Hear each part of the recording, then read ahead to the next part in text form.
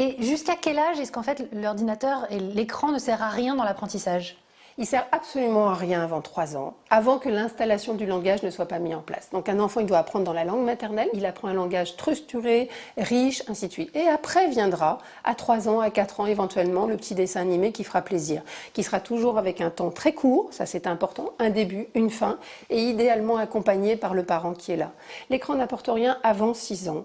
Très clairement, et les études sont très nombreuses pour le démontrer, qu'il n'y a que soit une situation de précaution à prendre au vu des études, soit une situation de retard, et notamment le retard de langage, des troubles du sommeil. On agit sur beaucoup de domaines et de compétences chez l'enfant qui sont entravés par l'écran.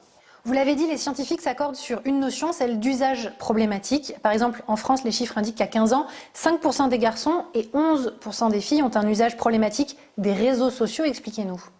Alors, je suis un peu surprise par ce pourcentage parce que moi je pense qu'il est beaucoup plus important en fin de compte. Il y a un usage problématique chez les filles, notamment des réseaux sociaux. Il y a un usage problématique des jeux vidéo, également plutôt chez les garçons.